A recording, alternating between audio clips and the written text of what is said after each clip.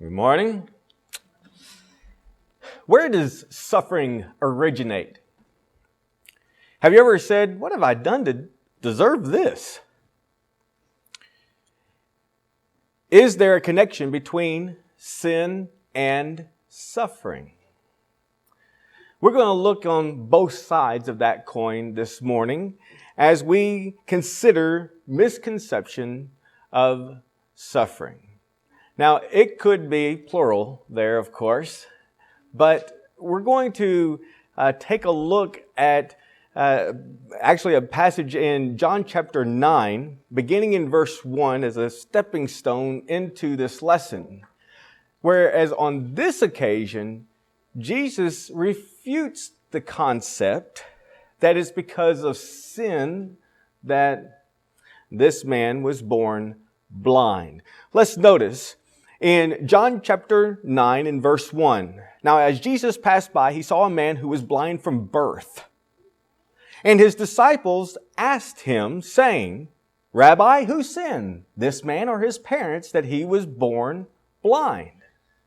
And there are many people who draw that conclusion that something has happened to so-and-so because of, some repercussion. But Jesus answered, neither this man nor his parents sinned, but that the works of God should be revealed in him. I must work the works of him who sent me while it is day. The night is coming when no man or no one will work. No one can work. As long as I am in the world, I am the light of the world.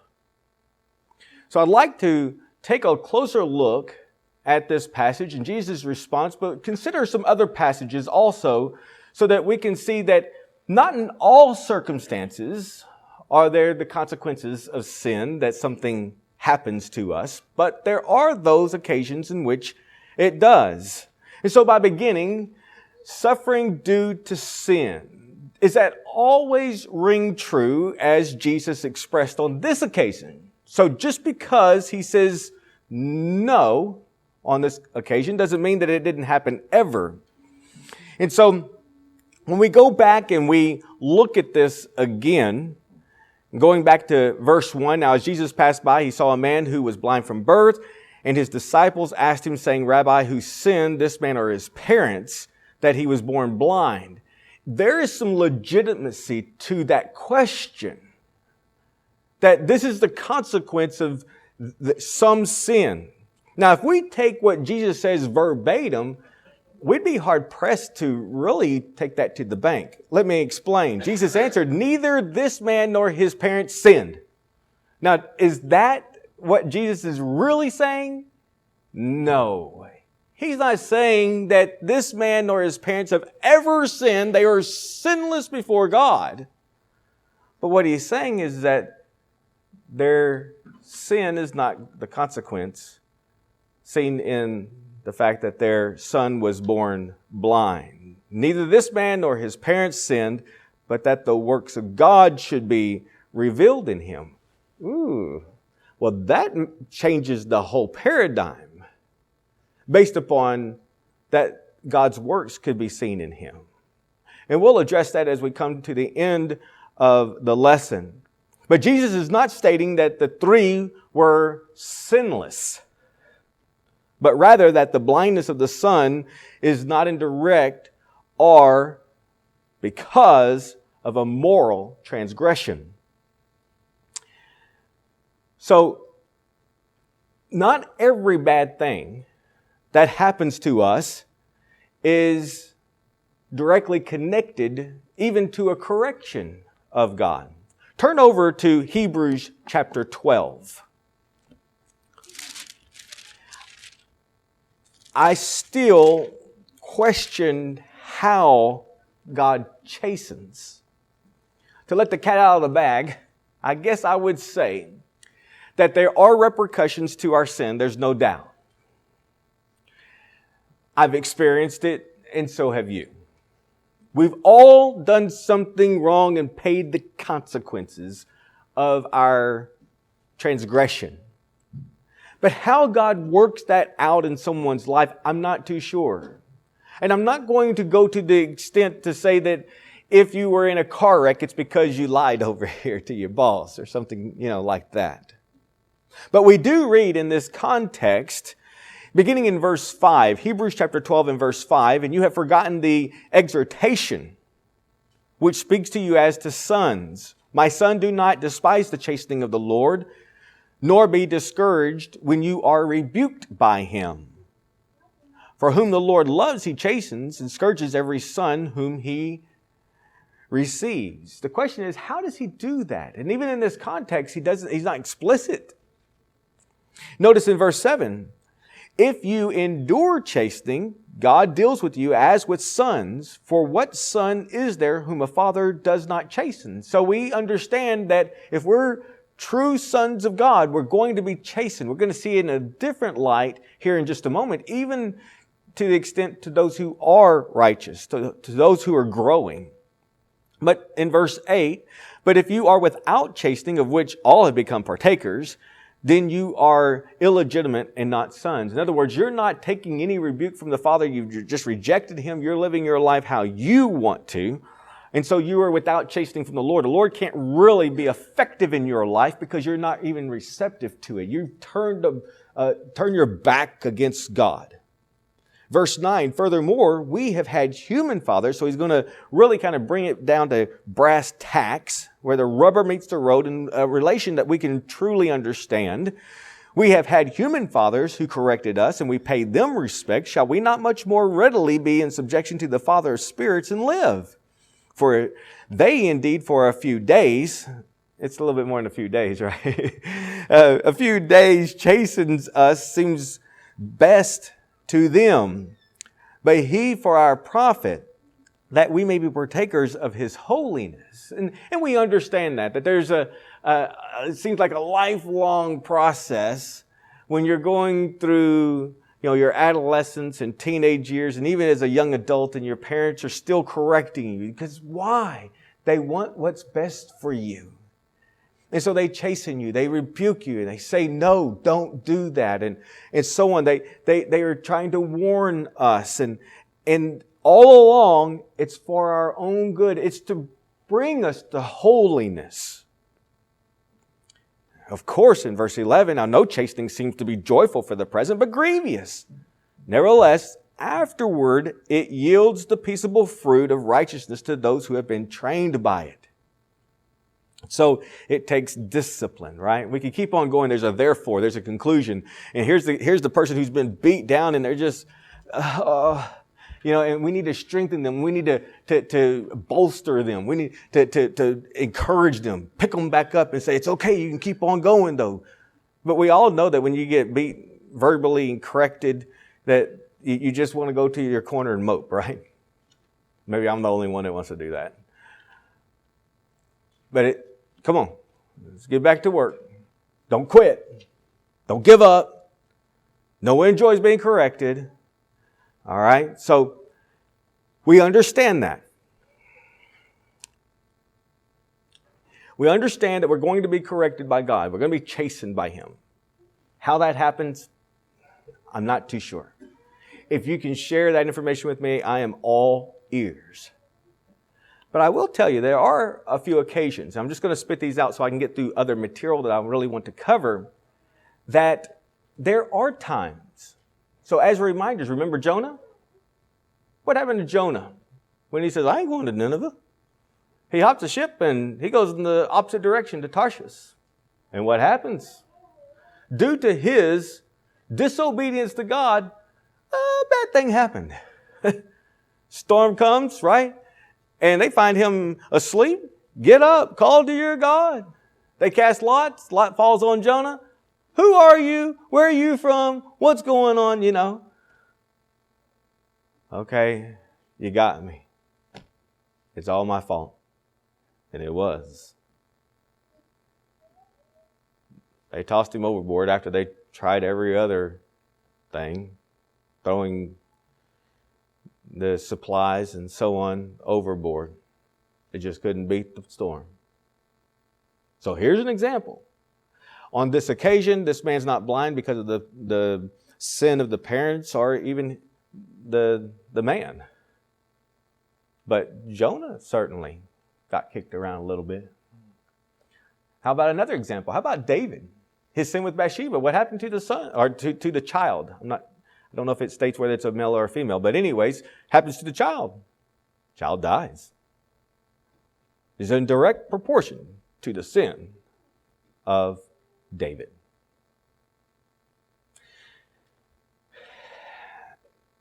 I believe it's in a different context, and we can talk about it another time. But remember, God says that those who forsake Him, it'll go to the third, fourth, and fifth generation. It's generational, in other words. So there's a consequence. In that sense, it seems to me it's a natural occurrence that if you're not faithful to the Lord, your kids aren't going to be faithful to the Lord. And they're not going to be faithful to the Lord. Their kids aren't going to be faithful to the Lord. And in that sense, it's generational. It's still a consequence of the original sin of whoever that is in that sense, that family who did not raise their children as they should have. We see the cycle of Israel over and over. They forsake God, and then they're oppressed. They finally have enough of it. They've had it up to here. They give in. They plead to God, please help us, please help us. God helps them, and they start straightening up. Or they have a good judge that comes along. And they straighten up. Judge dies, they go right back to idolatry and so on. We see that repetitive cycle over and over due to sin. We know that there are definitely consequences. In Romans 6:23, for the wages of sin, the compensation of sin. The wages of sin is death. So we definitely are repaid, if you will. Notice over in 2 Corinthians chapter 12, beginning in verse 7. 2 Corinthians chapter 12 and verse 7. It's a very interesting explanation that Paul gives in regard to his suffering. And I would love to really open this up, but we'll have to do it at another time. But I will make a few points along the way. And lest I should be exalted above measure by the abundance of the revelations. In other words, Paul can be easily puffed up, a better than thou, an arrogant, conceited, pious attitude. Lest I should be exalted above measure by the abundance of revelations, a thorn in the flesh was given to me, a messenger of Satan to buffet me. Lest I should be exalted above measure, exalted above where he really should be, you might say. Satan means adversary. Verse 8. Concerning this, I pleaded with the Lord 3 times that it might depart from me. And He said to me, my grace is sufficient for you, for my strength is made perfect in weakness. Therefore, most gladly, I will rather boast in my infirmities, that the power of Christ may rest upon me. Therefore, I take pleasure in infirmities, in reproaches, in needs, in persecutions, in distress, for Christ's sake. There's a qualifier, for Christ's sake, not because he went and sinned. That's also talked about by Peter, that if you go and sin and you get beaten for it, you deserve the beating. So what if you take it patiently? You deserved it. But if you suffer and you don't deserve it, that's a different scenario. But this is for Christ's sake. He continues, for when I am weak, then I am strong. Paul sees that there is something to be gained by suffering. It kept him at bay, if you will. It kept him from exalting himself. He needed that in his life. He needed, as it says, a messenger of Satan to buffet me, to beat me, to keep me humble, to remind me I'm in this flesh, is the way I kind of take it. I am not God. There's a few people who thought they were on the face of this earth. He could have been one. Very powerful man. Most prolific writer in all the Bible. terrible, terrible, and then chosen. Cherry-picked in that sense by Christ himself. He's going to become a servant. He's going to suffer many things. So suffering can be good.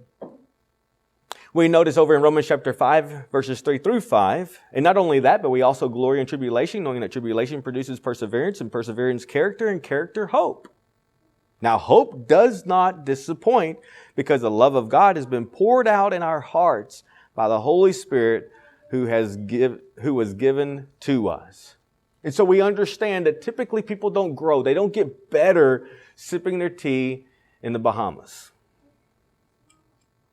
We get better through suffering.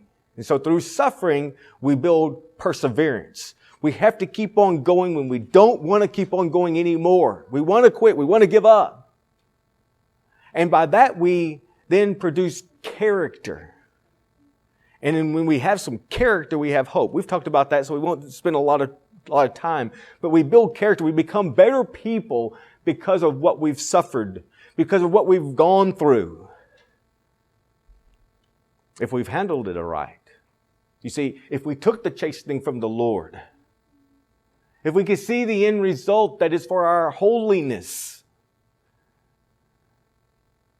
that is for our good. Which brings us to the thought in John chapter 15, verses 1 and 2. Now, I want you to really wrap your mind around this. I am the true vine. So many times we want to talk about Jesus as we're the branches and He's the vine. And we emphasize that so much, we kind of just go right past verses 1 and 2 real quick. So I want you to really understand this. I am the true vine. So Jesus is saying, I'm the true vine. And my Father is the vine dresser. And listen to what He does. Listen to what the vine dresser does. To whom? Every branch in me that does not bear fruit, He takes away. He just eliminates that. In fact, He emphasizes that later on as He continues to talk about this. You're gone. You're history. You don't produce fruit. You're not a part of Him. We all understand that, right? And that's what we typically emphasize. But if we continue reading here, it says, and every branch that bears fruit, He prunes, that it may bear more fruit. So if you're doing well, guess what God's going to do? He's going to come along and clip on you a little bit. What's He doing? And those of us who have raised plants and trees and so on and so forth, we understand that there's a need to get rid of the dead. And there's a need to also, when something's doing well, to even nip it. And out of that nip, there comes a couple. And you keep on doing that, and instead of just having a scrawny stick out of the ground, you can have a very full tree that has, or in this circumstance, the vine is the fruit of the vine. That's the grapevine. When we were in Oregon, I got to see that. It literally right across the road from where we lived on the hill was a vineyard. And it huge, these long rows. And in the spring and summer just gets so big. And then what do? Come fall? Whack it off. It's just a stub. And then next thing you know, as the seasons come around. And we do that with roses. We cut those roses way back. Now, we don't cut it back to the stalk, right? We don't lop its head off, but we bring it back, and then out of that, it grows much more. The point is that that's a little suffering, I would think. It's finding those things within our lives that we need to get rid of that help us. It makes me think of Hebrews chapter 12. Since we are surrounded by so great a cloud of witnesses, let us lay aside every weight and the sin which so easily ensnares us. Those are two different things. Sin, you got to get rid of that. You got to cut that off. That's gone from us completely. But there's still those weights that kind of hold us back to where we can really blossom. We can really grow. And so even if you're doing well, the point is, God's going to come along and He's going to prune you. Going to nip a little bit off. It's going to help you be better, more useful, more productive. In 1 Corinthians chapter 10, verses 6 through 11. Now these things became our examples to the intent that we should not lust after evil things as they also lusted. And do not become idolaters, as some of them, as it is written, the people sat down to eat and drank and rose up to play. Nor let us commit sexual immorality, as some of them did. And in one day, 23,000 fell. Did they suffer? Yeah, they suffered death. Nor let us tempt Christ, as some of them also tempted and were destroyed by serpents. Nor complain, as some of them also complained and were destroyed by the destroyer. Now all these things happened to them as examples. And they were written for our admonition, upon whom the ends of the ages have come. So sometimes our suffering is a good example for others. I've said that our last three daughters are, they're pretty good daughters because of the first one. The first one was terrible. Terrible. And they saw that first one suffer and suffer. Us trying to do everything within our power to mold her into the image of Christ. You don't want to be that. Can we learn from the failures of others? Can we learn from the suffering of others is the point. Yeah. Yes. I don't have to go out and break every law there is to find out, I shouldn't do that. Right? We can see in the lives of others. And that's why we have the Scriptures. That's why God doesn't give us all the positive. He gives us a bunch of negative. Don't do this. Here's the repercussions. Here's what happened to them. And so suffering is an opportunity for God to do His work. That's what Jesus says in this context. In John chapter 9, verses 3 through 5, Jesus answered, "Neither this man nor his parents sinned, but that the works of God should be revealed in him. I must work the works of Him who sent me while it is day. The night is coming when no one can work. As long as I'm in the world, I am the light of the world." And so what we learn is that God can bring good out of bad. Israelites thrown into captivity. They straightened up. Jesus on the cross. Horrific. Much good from it. Going back to that pruning. He prunes us. Even though we're producing fruit, He still prunes us that we may produce more. Always striving to be better and more useful to the Master. So this opportunity brings about an urgency in Christ to do what He can while He can. And Jesus is the light of the world that will only shine for a little longer. And you and I need to see that urgency to do good while we can. Jesus didn't heal the man because of the sin of his parents, or He wasn't blind because of the sin of his parents or himself.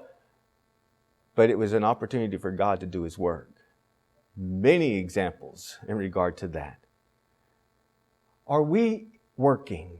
Are we seizing every opportunity that we have to spread the gospel, to teach the truth, to help one another, to encourage, to strengthen, to rebuke, to chasten on occasion, but to help us to be more Christ-like? And so Jesus is about to give this blind man two things he has never seen before: physical eyesight and spiritual eyesight. Spiritual light. When we suffer, it's not necessarily a result of sin. It may just be life, according to Ecclesiastes 9 and verse 11, that time and chance happen to us all. Much good can come from suffering, perseverance, proven character, and therefore we have hope because we don't give up and we are getting better as the time goes by, not weaker. And we can set the proper example through patient suffering. Maybe just for someone else to see, if they could do it, I can do it. It's always an occasion for God to work His work in our lives.